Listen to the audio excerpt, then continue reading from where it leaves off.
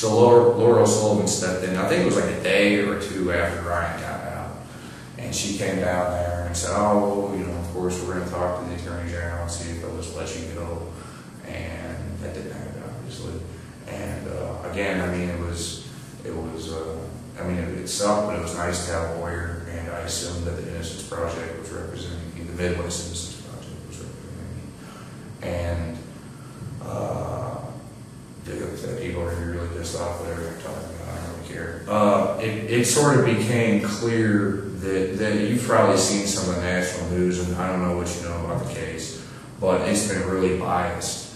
And I've gotten in fights, you know, over being on national TV, and you know, it sucks when even when somebody's free, it's like, you know, these people, they have an agenda, and I know Ryan doesn't control the media, but you know, I lied and I ratted and whatever you want to call it, but it'd be nice if it was put into context.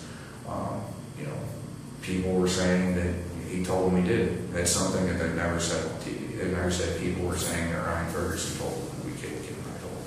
And those people recanted. I didn't find out until much later. But when I was in county, I had inmates telling me, you know, that he was going to turn state's evidence on me and that I was doing the smart thing. That inmate, Richard Walker, who's deceased now, made a video statement against Ryan. And that's all I really knew at the time when I was in county. Megan Arthur, and it's sort of unclear whether she told the police that Ryan essentially told her we did it, or the police made that statement up. She's recanted. But at the time, you know, I didn't know she recanted until after I was in prison. And basically what happened is I asked Ryan if we were involved because I couldn't remember, and I knew it was a crazy night, and I was blacked out. I knew I was in the area, and I just wanted to make sure that I had. I know that sounds nuts, but I don't know. I blame it on booze and cocaine. I know that sounds like a lame excuse, but it is what happened. And you know, he said no, and then a bunch of people started going around saying that we were murderers, and somebody called Crime Stoppers. And so at that point, I hadn't asked anybody but Ryan or talked to them about that night or my questions about that night or being worried about being blacked out. And so I assumed that he was telling people we did it. So my point is that you know, I'd been asking for years and years and didn't do any interviews, didn't care about it, just asking for years and years for these things to be put into context. And I've explained them in court, and it's not convenient, you know, to the shows who maybe need a villain, and it's not convenient to Ryan, who I guess wants to look as good as possible. I don't know what his lawyers and what these producers of these shows talk about, but when I'm in protective custody from having to, you know, get in fights with gang members over biased television, and then I had this lady from the Innocence Project come down there and tell me just to let the media crucify me, it becomes clear that there's a conflict of interest there. And when I have her and Bill Ferguson contacting my mom in the same week, asking my mom the same obscure question, it becomes clear that there's a conflict of interest. So anyhow, that was like a year and a half ago that I hired Gary. And lawyers have a calendar, I understand that. I guess he's been ill. I don't really know to what extent. But last thing I heard from him, he told me he was going to have something ready to file in April. And then I read that, or no, I haven't read it yet. Somebody told me what the Missourian said. I guess he told the Missourian that he was going to be ready to file in the next few months. Mm-hmm. Yeah. So hopefully that's when that's going to happen. You know, hopefully it's not, you know, Christmas, which is when it was supposed to be. But I guess we'll have to see. We'll just have to see what happens. So you're saying you don't remember anything about the night that Ken Heimel was killed? Or up to a certain point, or? Yeah, no, up to a certain point. I don't remember going home. I remember being at the club, and then I don't remember going home. And I remember asking people to take me home. I think I remember asking Ryan to take me home. I asked a friend, or a brother of a friend to take me home. And that, you know, I can't blame people for not, you know what I mean, not wanting to take me home. I didn't take myself there, you know, so I guess guess I was kind of stuck. But yeah, I mean, I remember being sort of, I was, I don't know if you party, but being where like you need to go home, go sleep. And I remember asking people to take me home, and then I blacked out. And for a time, there was sort of like a question, and like people say that, oh, when you black out, you never remember anything from your blackout ever again. You know what I mean? And things like that. And I think it kind of depends on who you ask and who your paid expert is representing.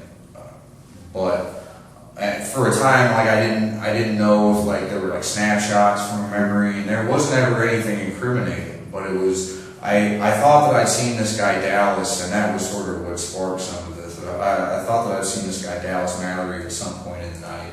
I didn't know where I'd seen him, and I thought that it might have been near a stoplight, near a gas station. And I thought that there might have been cops in the area. I didn't know what exactly was going on. I couldn't remember what I did before. I couldn't remember what I did after. I didn't know who I was with. I thought he was smoking pot. I thought I remember asking him for a hit of pot and maybe trying to get in his car. And I just really couldn't remember.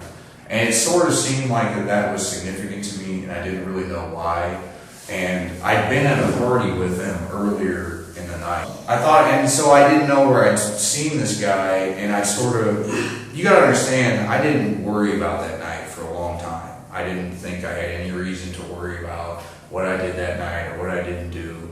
And I didn't, so when I'm trying to remember, it's like 2 years later, and I'm trying to and I don't even know if I'm remembering things from that night or not. I don't know if I ever saw Dallas Mallory that night, if it was just some like dream, if it was a memory from a blackout.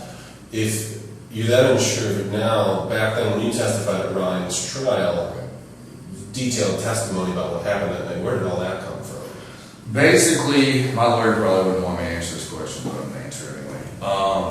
Basically, I didn't have to, but I assumed if we did it, how it might have happened. And, was that assumption convenient for me? Yeah, it was. I tried telling the police, though, look, and you can watch the tapes, but I tried telling the police, look, I don't know, if, and to a certain extent, like, I can't really, I blame them, you know what I mean? Because I tried telling them I couldn't remember, and they sort of forced this bullshit story out of me. Because I did tell them that I couldn't remember, and I didn't know. But I think that with the statements that I gave to other people after the conversation that Ryan and I had, I think that they thought that I had confessed, and I think that they thought that I had confessed to these people, to Nick Gilpin and to Art Figueroa. And they had this Crime Stoppers report, and it's really sort of unclear. I've gotten 2 different reports, and I don't even really know if one of them came from the police department, to make a long story short. But I know that sounds paranoid, but so the police thought that I confessed, and it wasn't a confession. I was assuming how it might have happened if I was there. I didn't remember any of that. I assumed, well, okay, the paper said that this man was robbed and murdered. The paper said that he was beaten or something. If I was at the club with Ryan, why else would I have needed money at all than to buy drinks? Because I don't remember doing drugs there. I almost want to say I think I might have remembered doing some acid, but I don't even know. I just sort of remember somebody having some acid. I don't even, you know what I mean? Like, I don't remember doing any coke there. I want to go home. I don't remember needing any money for anything. So if I wanted to go home and then all of a sudden we're robbing and murdering somebody, well then why would I do that? Would it have been my idea if I wanted to go home? Probably not. You know what I mean? Why would we have robbed somebody other than to get drinks? Where would I have gotten something to beat somebody with other than Ryan's car? And so they were assumptions, and it kind of like came out like a story. And I tried to like explain that to the cops, like, look, these are things I read in the newspaper, even like the cleaning lady. And like the newspaper said, somebody said something to a cleaning lady. At the least it said somebody said something to a cleaning lady, and the cleaning lady went to go get help. So I said, well, I might have said something to I might have told the cleaning lady to go get help. Would that have been convenient for me to say that? Yeah, it would have been convenient would it have been convenient to assume that I said that? Yeah, it would have, because it would have made me look less bad in the eyes of society, probably. But, you know, I tried explaining this. I tried explaining that specifically to him. Look, I read this in the newspaper. I don't know. And I just, you know, I should have asked for an attorney. I should have gone in there and I should have said, you know what, I'm going to talk to an attorney. Instead of going in there and trying to, you know what I mean, to say, okay, well, I don't know what happened, but if we killed Ken Heidel, then Ryan did. And so you would think that an experienced investigator would say, well, how does he not know? But if it happened, then this is the way that it happened and the way that's most convenient for him. And they're used to people trying to get out of things or minimize their role in things. And so, you know, I think the police might have thought that I did it, but I think that the police knew that I was lying. You know, and I know, I know the prosecutor knew that I was lying. You know, so anyhow, why basically that? Why the testimony? And the answer is, and I tried telling the police, I don't remember. And at the end of an interview, I think with John Short, he said, okay, well, Ryan's going to put it on you, basically. Ryan's going to say, you know, so you're basically willing to take the hit for it. Ryan's going to put it on you. It's okay, that's fine. You have to ask Ryan because I can't remember. You know, you have to ask Dallas Merriman because I can't remember. And then Jeff Nichols comes in a little more aggressive, and your head's on the chopping block. You know, you need to start remembering right now. And then it's sort of just parroting the story that, you know, has Ryan involved, most involved, which is probably what they needed to charge him, because if I'm saying I can't remember and he's saying we didn't do it, well, now what do they have? They don't have probable cause for the rest of us. You know, I tried telling them I couldn't remember. I tried telling the police that. And, you know, if I say I can't remember and they're telling me Ryan's going to put it on me, that makes me really vulnerable. Because if I'm saying I don't remember, he says I flipped out and killed Ken Heidel and beat him and strangled him, then I can't deny it. You know, and at some point in that interrogation, I didn't care. I didn't care if he knew that he was going to do it. And you know, I guess they wouldn't. They didn't want to let me not care anymore. You know what I mean? They had to instill that idea that, you know, I was gonna, my life was over if I didn't say that they wanted to hear. So I was going to ask, do you have any hope that Brotherton's writ for petition and habeas corpus could be successful and possibly? Do I have earlier or it's all I got, you know. Other than parole, it's all I got. I mean, I got clemency, which is like it's like winning the lottery. Mm-hmm. There's clemency, there's parole, and there's his habeas. A lot of people say, oh, well, they overturned Ryan's conviction. They have to do the same thing with yours. I pled guilty, though. It's a little bit different. I mean, you talk about precedent, and judges have a little bit of leeway with that. Even though it's the same case, even though there was a Brady violation, I've got to prove actual innocence, from what I understand. So it's not easy to do that. It's hard to do that. And do I expect something to happen? I'll tell you that I'll be happy. I would be very happy to be out in the next 5 years. You know, I don't know what's going to happen. I just got to go day to day. But just to finish up, just to answer the question. So anyhow, you know, I'm thinking that all these people are going to testify against Ryan. Megan, because they're on the subpoena list. Megan Arthur, Richard Walker. At some point, and it was before Ryan's trial, I find out that Jerry Trump's going to testify against him. They like sort of tell me without telling me. They're taking me to Crane's office and the investigators are talking about it. They're sort of like, well, we can't talk to you about this. So I find out all these people, and they didn't call him. They didn't call Richard Walker to testify against Ryan. They didn't call Dallas Mallory to testify against Ryan. They didn't call Megan Arthur to testify against Ryan. And I didn't know that some of those people had recanted. You know, I thought that they were going to testify against him. At some point, I found out Trump was going to testify against him. And so I thought that, honestly, the only defense Ryan could possibly have, in light of all these people testifying against him, saying that they either saw us there or Ryan told them we did it, including myself, that the only thing he could do was put it on me, which was why I was so ardent at his trial. And I felt they multiple times, Kempton, Crane, investigators, police, you need to remember as much as possible. You need to try to remember as much as possible. And so there was some warning perjury, what they were doing. Yeah, and you said a few minutes ago that you felt the prosecutor knew you were lying. I know they knew that I was lying. Why do you say that? And what also, can you just elaborate on them kind of pressuring you to perjure yourself? Right. Well, I'll tell you that after I talked to the police, that it was basically it was very it wasn't like anything very. I mean, I could make all sorts of stuff up, but it wasn't anything very explicit.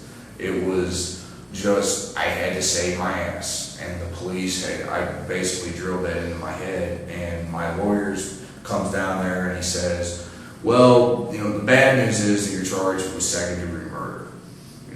The good news is you're not charged with first-degree murder like Ryan. And from the beginning, they've sort of been grooming me in that I say, lawyers talk to the prosecutor. I don't know who I'll talk to because I wasn't there for those discussions. But do you think you'd be willing to cooperate to try to get a reduced sentence? And if I stopped and I said, well, I don't remember, I don't really know what happened, you gotta understand, it's like, when I'm waiting to sort of plead guilty and get this plea accepted by the prosecutor, it's sort of like a timing issue, because at the same time, I'm sitting here wondering, well, is Ryan going to take a plea? Are they going to offer him a plea? Who do they really want? Would it be easier for them to prosecute me because I can't remember anything, what really happened, and so forth? Sorry, what was your question? What was it? Because you said they pressure you to perjure yourself. Okay. Yeah. So after that, after the police, it was some time before I talked to the prosecutors. It was some time before I talked to the investigators. I think that once I had the story, it was just basically, well, they give you a plea, and basically the plea says, you can probably, if you need a copy, I can send it to you, but you can read the plea. Basically, is what it says is that I agree to testify to this, and I agree to tell the truth. And if at any time that I waver from that, or at any time it's found that I lied or that I left something out, the police and the prosecutor can come back and they can resentence me, or they can take me to trial. And so with all these people, I'm thinking that we did this. So if my fate is sort of at the whim at the court, a whim of the court, whim of the prosecutor, whim of whatever, then I sort of felt like I was hedging my bets, as stupid as that sounds. And that was all the threat that they really needed. I think it was that, well, now that we have the story that we want from you, keep telling your story. Please try to remember as much as possible, and you'll be out in 12 years and 9 months. And it was just, when I talked to the prosecutors and when I talked to the investigators, after that there was no threatening. It was cooperation. It was just a deal. And try to remember as much as possible. Don't write anything down. Crane told me that. And the one thing that he said that just really made me know that he knew I was lying was after my proffer sometime, and I went down there and I went in his office, and they take my cuffs off and they give me pizza or whatever, and it was just me and him in the hallway, and I remember it. And he said, your lawyer helped you come up with that story, didn't he? And it was a rhetorical question. It wasn't like he was waiting for a response, but it was like he wanted me to know that he was smart enough to know that I was full of shit. And it's like he just couldn't react. I know it sounds corny to just say that he couldn't resist, but that's basically what it seemed like. Why do you really have to say that? And I didn't answer his question. I just sort of pretended like he never said it, but he knew I was lying. The police knew I was lying. So why did you eventually decide to recant? When is it that you realized that you gave them a bunch of lies and decided to change your story or tell what you saw as the truth? Or what I said in 2009 wasn't what I saw as the truth, but I knew that I lied. I knew that I lied from the beginning, and I guess you could say that maybe I didn't lie about what happened because I didn't know what happened, but I lied about what I remembered, right? So, and I've sort of got anxiety, sort of like OCD, and I want to say that it sort of springs from not doing all that I can, or basically using myself as much as possible, to, I don't know if to do good is the right wording, but to I just don't really feel fulfilled in here, maybe. And I didn't really feel like that. It took about 9 months, ironically, around the time that I pled guilty, for me to start, always being worried about, I want to do something with myself, and I want to get out, and just constantly worrying about sort of, I don't know, what I do with myself, I guess, and just not feeling like I have much of a purpose in here, maybe. Did you feel guilty about testifying against Ryan? I felt like it was either him or me, I did, and I thought that we did it, and I thought that if I didn't say that, he killed the guy and I was there, that, either he was going to put it on me or we were both going to get convicted anyway, probably. And but it became, I thought that I would feel better, basically. I think what it was, it sort of was guilt. It was sort of like I felt guilty for trading his life for mine. And because I don't know it was just sort of a lot of pressure to know that I felt like since I was trading his life for mine, then I had to capitalize as much as possible on my life, and I had to make it worth it, and I realized I couldn't justify doing that anymore. So are you sure now that you guys didn't do it? Yeah. When did you come to that realization? I think I came to that realization when I just realized that there was nothing that I remembered that had me there. There was nothing that I remembered that was incriminating, and that at some point, and I thought the first time that I heard that there was somebody else's bloody fingerprints there was when Laura Sullivan told me. Apparently, I might have known about it when I was in county. Kempton had told me, he said, well, they have somebody's fingerprints, but they're smudged, and we don't really know whose they are, and they might be the victims, and they're going to do tests on them. And I want to say that there was some pressure for me to plead guilty, because it was like, we don't know what's going to come back, and if they're your prints, you're screwed. So, you know what I mean? And I don't know the timing of that, though, but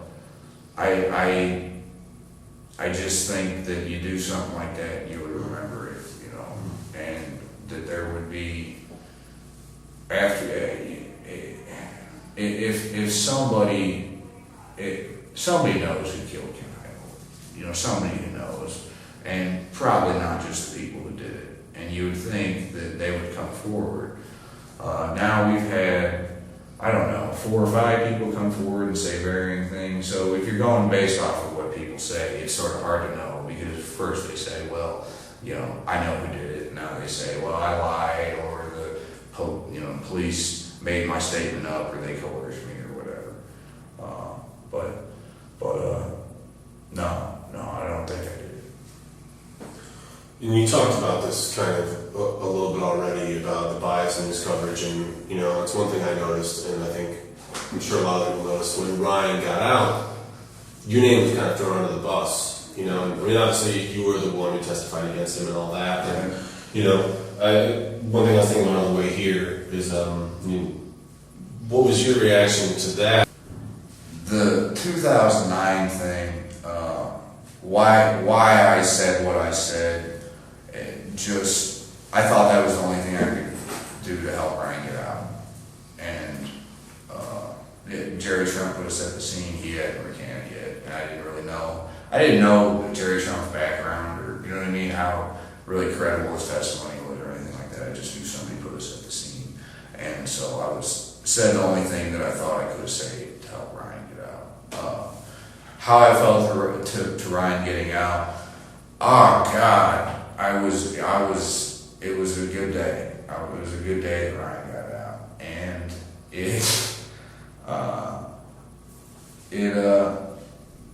it definitely made me feel like I wasn't responsible for somebody being in prison anymore, and that was a good feeling. And that might be selfish, but I can only feel for myself, right? So it was a good feeling to know that I wasn't responsible for somebody else being in prison. And I was sort of surprised at the turn of things since then, but I can't sit here and have expectations for somebody else, so.